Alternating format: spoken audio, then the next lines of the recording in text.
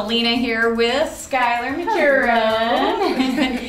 So Skylar brought up a really interesting topic that I'm excited to talk about women, quote unquote, competing with men in the workforce. Yes. So what spurred this dialogue? Well, I attended a networking event a couple weeks ago, and it was really actually pretty interesting. They had a panel of 5 executive men, and they really wanted to get the inside scoop from these male leaders as to what they think women are doing to keep them from getting promoted in the workplace. Okay. So the moderator was really graceful, really tactful, but she did ask really hard questions. And it actually inspired just a lot of different questions amongst myself. And I started thinking about the book Lean In and how popular that was and kind of my pushback against that whole movement. And it seems to me that the conversation that we really should be having instead of how women can compete with men in the workplace is what can leaders do to make sure that their workplace is more inclusive so that women don't feel that they have to take classes on sports education or unless they want to, but they don't feel that they have to in order to feel like they're part of a team, in order to feel that their male colleagues will see them as someone that's credible.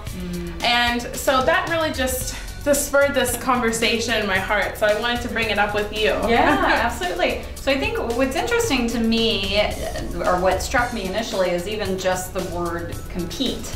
Yes. Right? Like, why are we even having that dialogue? Yes. Compete? Yes, instead with of men in the workforce? Yes. I mean, okay, so that's an interesting choice of words. Why do you think they chose that word?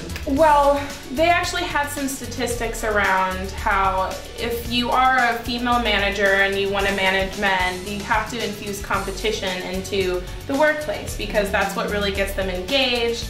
And they really thrive in kind of like a competitive environment, which just made me want to cringe. Hold on.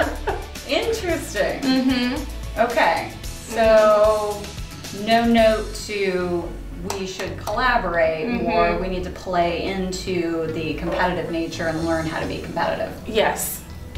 Interesting. Yes. So it seems to me like this whole conversation is just very exclusive because if you're someone that doesn't like competition, like myself, or you don't enjoy sports, have a conversation, what can be done so that you can feel comfortable and part of your own team.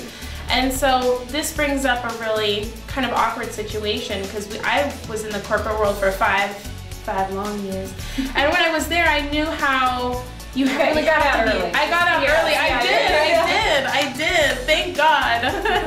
But I know that it can be a very awkward situation to have to bring things up with your boss or express how you feel. You already feel kind of outcasted, and now having to put yourself out there, you're essentially calling yourself the other and even seeking support. So it's really kind of an awkward situation, but I really think that this is a call towards leaders to really make sure that they're going above and beyond to ensure that everyone feels like they're part of this organization.